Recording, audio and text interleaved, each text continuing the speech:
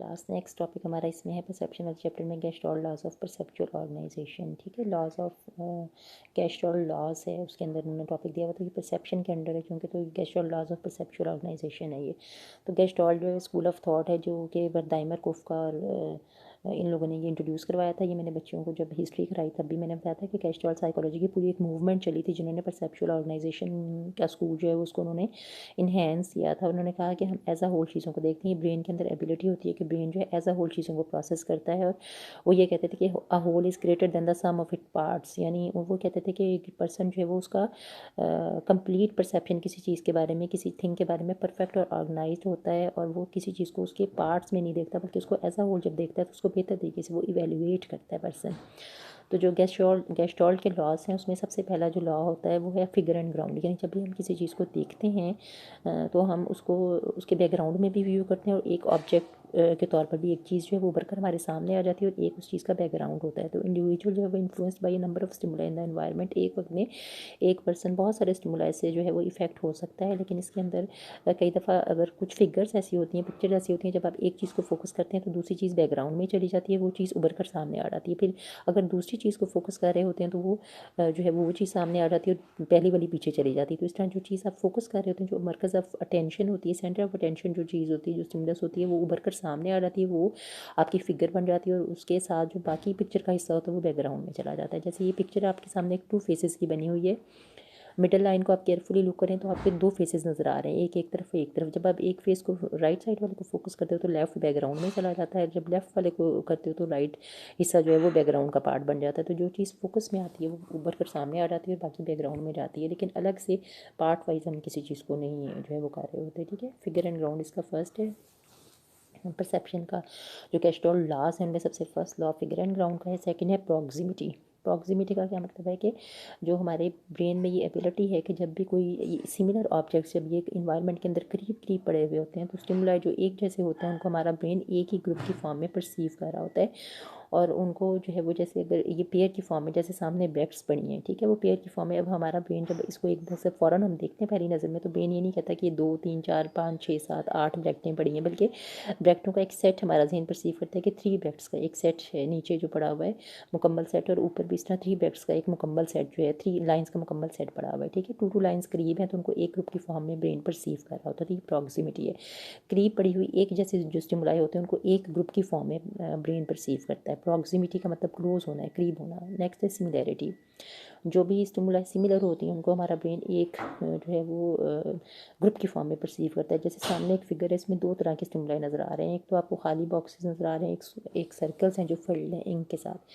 तो एक field circle एक क्रॉस बना रहे हैं वाज़े तौर पर जो ब्रेन देख रहा है जिसको। ठीक है, तो 2 अलग से जो स्क्वायर हैं अलग से वो भी नज़र आ रहे हैं, और ये भी। तो ये 2 अलग अलग ग्रुप की फॉर्म में सिमिलर जो स्टिमुलाई होते हैं उनको ब्रेन अलग अलग परसीव कर रहा होता है। क्रॉस बन रहा है और कुछ ट्राइंगल्स बन रही हैं बॉक्सेस के अंदर। तो इस तरह से ब्रेन परसीव करता है, सिमिलर ऑब्जेक्ट्स को एक ग्रुप में डाल लेता है। फिर गुड फॉर्म क्या होती है कि अगर अकॉर्डिंग टू द प्रिंसिपल्स जो भी ऑर्गेनाइज स्टिमुलाई जब हम कोहेरेंटली देखते हैं एनवायरनमेंट के अंदर स्टिमुलाई को on the basis of our own abilities, अपनी एबिलिटीज़ की बुनियाद पर, तो जो बेस्ट शेप हमें नज़र लग रही होती है कैरेक्टरिस्टिक स्टिमुलाई की, हम उसी की बुनियाद पर उनको परसीव कर लेते हैं। उनकी जो बेस्ट फॉर्म होती है, जो गुड फॉर्म होती है, उसी फॉर्म में हम उन स्टिमुलाई जो है उनको परसीव करते हैं। Next good continuation. जब एक कोई चीज़ हमें लग रही होती है फिगर में कि कंटिन्यू हो रही है, तो फिर हमें लगता है कि राइट और लेफ्ट जैसे नीचे एक फिगर बनी हुई है तो वो लग रहा है कि वो आगे पीछे तक कंटिन्यू होती रहती है। तो यहाँ से जब एक पैटर्न चल रहा होता है तो हमें लग रहा है कि वो पैटर्न कभी भी इन्फिनिट है, कभी भी वो ख़त्म नहीं होगा, कंटिन्यू रहेगा वो। अगला प्रिंसिपल क्लोजर का है। तो क्लोजर क्या होता है कि जब कोई गैप्स हों पिक्चर्स के अंदर, फिगर्स के अंदर, तो हम हमारी ब्रेन के अंदर ये एबिलिटी है वो सेल्फ इन गैप्स को फिल करके एक प्रॉपर फिगर के तौर पर परसीव करता है। जैसे ब्रेन जो है ये सर्कल कंप्लीट नहीं है, लेकिन ब्रेन हमेशा उसको सर्कल ही परसीव करेगा। जो डॉग है वो उसकी कंप्लीट फिगर नहीं है, लेकिन वो डॉग प्रॉपर नज़र आ रहा है हमें। कहीं कहीं गो के गैप्स हैं, लेकिन ब्रेन में ये एबिलिटी है कि उन गैप्स को फिल करके एक कंप्लीट पिक्चर के तौर पर उनको परसीव कर रहा होता है। नेक्स्ट है कॉमन फेट। कॉमन फेट में क्या होता है कि जो भी ग्रुप के ऑब्जेक्ट जिस तरफ भी जा रहे होते हैं हम उसको ऐसे ही परसीव कर रहे होते हैं। जैसे सामने उन्होंने एक ग्रुप के अंदर फिगर्स जो हैं वो एक डायरेक्शन में मुड़ी हुई हैं, दूसरी जो नीचे लाइन है उसमें एक और अलग डायरेक्शन में मुड़ी हुई है, अपोजिट डायरेक्शन में। तो जो सारी फिगर या स्टिमुला एक ही डायरेक्शन में मुड़ रही हैं उनको हम एक ही ग्रुप में जो है वो प्लेस कर लेते हैं, और उन दूसरियों को दूसरे ग्रुप में। जो राइट साइड को सारी मुड़ रही हैं उनका एक ग्रुप बन जाता है, जो लेफ्ट को मुड़ रही हैं उनका एक ग्रुप बन जाता है। ये 2 अलग अलग ग्रुप्स जो हैं वो हमारा ब्रेन उनको देख लेता है। जिस पोजीशन परसेप्शन पर होती हैं स्टिमुलर, हम उनको इसी तरह ही परसीव कर लेते हैं, उनको सिमिलर होने की बुनियाद पर। नेक्स्ट है कॉन्टेक्स्ट, यानी जिस कॉन्टेक्स्ट में हम परसीव कर रहे होते हैं उसी कॉन्टेक्स्ट, जो पर्सन का अपना लुकिंग स्टाइल होता है, जो उसको सिंपल लग रही होती है चीज़, पर्सन उसको उसी तरह ही परसीव कर रहा होता है, ठीक है। तो जो उसको इजी लगता है, जैसे उसको जो फर्स्ट रो में उसको क्या क्या चीज़ें नज़र आ रही हैं, सेकंड रो में क्या क्या चीज़ें नज़र आ रही हैं, कुछ को जो है वो कुछ चीज़ डिफरेंट भी नज़र आ रही होती है, तो पर्सन जो है उसको सिंप्लीफाइड फॉर्म में जो चीज़ जिस तरह नज़र आ रही है उनको एज इट इज़ ही परसीव कर लेता है, ठीक है। अपनी जो फैसिलिटी होती है, अपनी जो उसका होता है, जो कॉन्टेक्स्ट, जिस कॉन्टेक्स्ट में जो फिगर पड़ी होती है उसके मुताबिक इनको मीनिंग दे लेते हैं। यानी एक जो 4-5 अगर फिगर्स एक लाइन में पड़ी हुई हैं तो उनमें से फिगर्स को देखते हुए पर्सन खुद ही परसीव कर लेता है कि एंड वाली फिगर जो बिल्कुल डिस्टिंग्विश नहीं है बाकियों से, तो वो क्या हो सकती है। जिस तरह बाकियों को देखते हुए वो सेल्फ ही आखिरी वाली फिगर के बारे में परसेप्शन दे देता है कि क्या हो सकती है। फिर फ्रेम ऑफ रेफरेंस जो अपना माइंड है पर्सन का, इंटरनल एक्सटर्नल कंडीशंस है पर्सन की देखने की, तो जिस हिसाब से उसको कोई चीज़ नज़र आ रही होती है तो अपने हिसाब से वो जो है वो उस चीज़ को परसीव करता है। तो फ्रेम ऑफ रेफरेंस होता है पर्सन का अपना इनर व्यू किसी चीज़ के बारे में क्या है, उसका अपना कॉन्सेप्ट।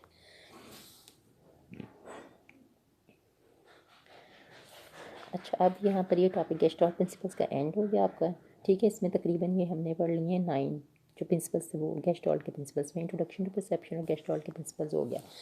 नेक्स्ट टॉपिक है मोनोक्यूलर क्यूज़ और बाइनोक्यूलर क्यूज़। तो मोनोक्यूलर क्यूज़ क्या होते हैं, बाइनोक्यूलर क्यूज़ क्या होते हैं, बेसिकली स्पेस परसेप्शन या डिस्टेंस परसेप्शन से रिलेटेड टर्म्स हैं। जब भी हम किसी चीज़ को डिस्टेंस परसेप्शन के हवाले से व्यू करते हैं तो हम उस चीज़ को, उसकी लेंथ, उसकी जो विड्थ और उसकी डेप्थ जो है उसमें हम तीनों डायमेंशंस को यूज़ करते हुए उस चीज़ को परसीव कर रहे होते हैं। तो इन डायमेंशंस को फॉलो करने के लिए विजन के हवाले से हमारे 2 क्यूज़ काम करते हैं, मोनोक्यूलर क्यूज़ और बाइनोक्यूलर, और इसी तरह हियरिंग के हवाले से भी हमारे पास 2 क्यूज़ हमारे काम कर रहे होते हैं। दोनों कान होते हैं जो कि तो मोनोक्यूलर और बाइनोक्यूलर क्यूज़ उसमें भी होते हैं। तो विजन के अंदर मोनोक्यूलर क्यूज़ क्या होते हैं, जब हमारी एक आंख सिर्फ काम कर रही है, तो मोनो मीन्स 1। तो मोनोक्यूलर क्यूज़ के एक आंख जब हमारी ऑपरेटिव होती है, दूसरी आंख में कोई प्रॉब्लम है, एक्सीडेंट है, कोई हादसा हो गया, कोई बीमारी की वजह से ख़राबी आ गई या बाय बर्थ कोई ख़राबी होती है तो देखने के काबिल नहीं रह जाती, तो उस सूरत में 1 आई से हम किन किन चीज़ों को किस तरह परसीव कर लेते हैं, ये मोनोक्यूलर क्यूज़ होते हैं। तो जो बाइनोक्यूलर क्यूज़ होते हैं उसमें दोनों आँखों को यूज़ करते हुए हम चीज़ों को परसीव कर रहे होते हैं, ठीक है। तो मोनोक्यूलर जो क्यूज़ हैं उसके अंदर क्या क्या आ जाते हैं, फर्दर सब पॉइंट्स जो इसके अंदर मोनोक्यूलर क्यूज़ के अंदर किस तरह से हम चीज़ों को व्यू कर सकते हैं जब हमारे पास सिर्फ एक आंख सलामत है और दूसरी से हम नहीं देख पाते। तो उसमें सबसे पहला जो क्यू होता है वो इंटरपोजिशन है। ये बहुत इंपॉर्टेंट क्वेश्चन अक्सर पेपर में ही आ रहा है। परसेप्शन का पूरा टॉपिक सेंसेस का भी इंपॉर्टेंट है।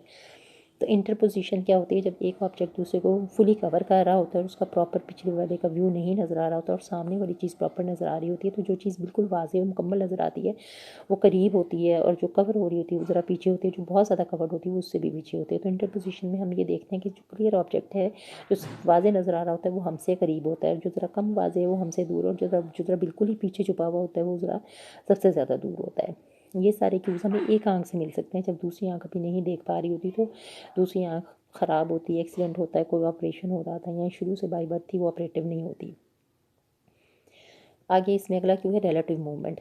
जब भी कोई चीज़ें, दो चीज़ें जो होती हैं वो मूव कर रही होती हैं, तो उनमें से जैसे अगर एक पर्सन है वो मूव कर रहा है तो उसके जो करीब करीब है, जैसे एक पर्सन है जो टांगे पे जा रहा है या किसी बस में या किसी मोटरसाइकिल पे जा रहा है, तो सड़क के साथ साथ की चीज़ें जो होती हैं उसके जो है वो अपोजिटली मूव कर रही होती हैं। जिधर को वो जा रहा होता है उसके उससे अपोजिट डायरेक्शन में वो बाकी ऑब्जेक्ट्स मूव कर रहे होते हैं, लेकिन ज़रा कुछ फासले पर जो फील्ड्स होते हैं, ट्रीज़ होते हैं, वो उसके साथ साथ ही मूव कर रहे होते हैं। जो फासले का उसको वहाँ से अंदाज़ा हो जाता है। ये रिलेटिव मूवमेंट से क्यू जो मिलता है वो होता है। अगला वाला जो होता है वो रिलेटिव साइज़ का क्यू होता है कि जो भी स्टिमुलाई होते हैं वो अगर सारे ही सेम साइज़ के हों तो वो स्टिमुलाई जो बिगर होते हैं वो हमें अपने से करीब लग रहे होते हैं, जो ज़रा स्मॉलर हमें नज़र आ रहे होते हैं वो हमसे फासले पर होते हैं। तो रिलेटिव साइज़ से हमें डिस्टेंस का एक आंख के थ्रू हम ऐसे परसीव करते हैं। अगला क्यू जो होता है वो रिलेटिव हाइट का होता है। अगर सिमिलर ऑब्जेक्ट्स मौजूद हों लेकिन वो एक पीक पर हों, किसी हाइट के ऊपर होते हैं, तो उसमें से भी जो बिगर वन नज़र आ रहा होता है, क्लियर नज़र आ रहा होता है, वो क्लोज़र होता है। जो ज़रा ऊंचाई पर छोटे साइज़ में नज़र आ रहे होते हैं वो ऊंचाई पर होते हैं। रिलेटिव क्लियरनेस क्या होती है कि जिसमें टेक्सचर या जो भी प्रॉपर किसी चीज़ का सतह होती है वो हमें क्लियर नज़र आती है, वो हमसे करीब होती है। जिस रोड पर जाते हैं, जिस जगह से हम गुजर रहे हैं, वहाँ पर हमें सारा रोड का टेक्सचर पता चल रहा होता है कि इसमें बजरी है, रेत है, बम्प्स हैं, लेकिन ज़्यादा दूर फासले पर नज़र दौड़ाएं सड़क पर तो वो प्लेन और साफ़ नज़र आ रही होती है, तो वो हमें उससे फासले का अंदाज़ा हो जाता है। फिर लाइट एंड शेडो क्या होते हैं, लाइट और शेडो भी हमारे डेप्थ परसेप्शन के अमल को जो है वो इफ़ेक्ट कर रहे होते हैं। लाइट जो है उसमें सारी क्लियर डिटेल्स स्टिमुलाई हमें नज़र आ रही होती है और वो स्टिमुलाई हमें अपने से करीब लगती लगती है, लेकिन जब डार्क हो, शेडो हो, क्लाउडी हो, फॉग हो, तो बिल्कुल करीब की चीज़ भी हमें यूँ लगता है कि धुंध में लिपटी होने की वजह से हमसे बहुत ज़्यादा फासले पर है। फिर अकोमोडेशन है कि हमारी जो आइज़ होती हैं वो डिटेक्ट करती हैं डिस्टेंट ऑब्जेक्ट को और अपने आप को एडजस्ट करती हैं उसी तरह से स्टिमुलस की जो लोकेशन होती है उसके मुताबिक। तो जब एक आँख ऑपरेट कर रही होती है, दूसरी जो है वो ऑपरेट नहीं हो रही होती, तो किसी भी चीज़ जो है वो कितनी थिकन है, कितनी बड़ी है, तो वो हमें बता रही होती है कि वो हमसे करीब है, और जो चीज़ जो है वो थिन नज़र आती है वो हमसे फिर फासले पर होती है। नेक्स्ट है लीनियर पर्सपेक्टिव। इसका भी अक्सर बच्चों ने मुशाहिदा किया हुआ होगा, जैसे रेलवे ट्रैक वगैरह होता है, जब दो चीज़ें बिल्कुल आपस में एक दूसरे के मुतवाज़ी चल रही होती हैं, तो वो जब करीब होती हैं तो वो अलग अलग नज़र आती हैं, दूर जाते हुए वो मिलती हुई नज़र आती हैं, तो वहाँ से हमें वो फासले का एहसास दिलाती हैं।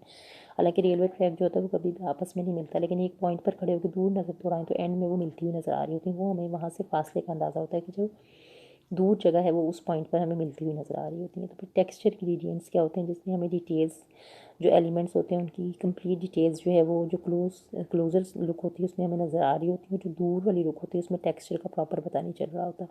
ये सारे नॉन-ऑक्यूलर क्यूज़ हैं।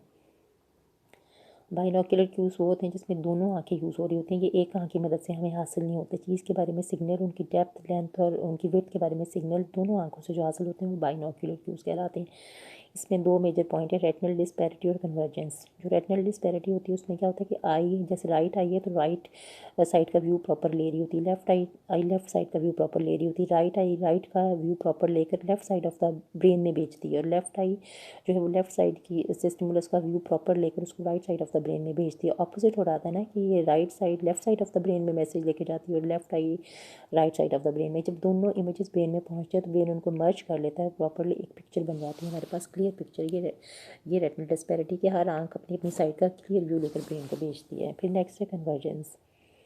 कन्वर्जेंस ये होता है जब हम दोनों आईज़ को फोकस करते हैं किसी चीज़ पर, हमसे 30 फीट से ज़्यादा के फासले पर होती है, तो हमारी जो अंदर की आइरिस का पोर्शन होता है, पीपल होती है, वो अलग अलग सेंटर में आंखें होती हैं और दूर से चीज़ को आराम से देख रही होती हैं। जो मूविंग चीज़ करीब आती जाती है हम उसे फोकस करके रखे हुए होते हैं, तो जो नाक के पास या आँख के करीब आती जाती है तो आँख प्रेशर में आती है, उसके दोनों जो आइरिस हैं और पीपल होते हैं वो जो नाक है उसके अंदर की तरफ मुड़ना शुरू हो जाते हैं और प्रेशर आंखों पर डेवलप होता है। चाहे ये प्रैक्टिकल भी करके देख लें, उंगली को ज़रा फासले पर रखें तो आप आराम से दोनों आंखें उस पर मरकूज़ करके देख सकते हैं। अगर दोनों आंखें मरकूज़ करते हुए उंगली को नाक से करीब लाते जाएँ तो प्रेशर डेवलप होता है आंखों के ऊपर और आंखें स्ट्रेस फील करती हैं जब आप उंगली को बहुत करीब ले आते हो नोज़ के। तो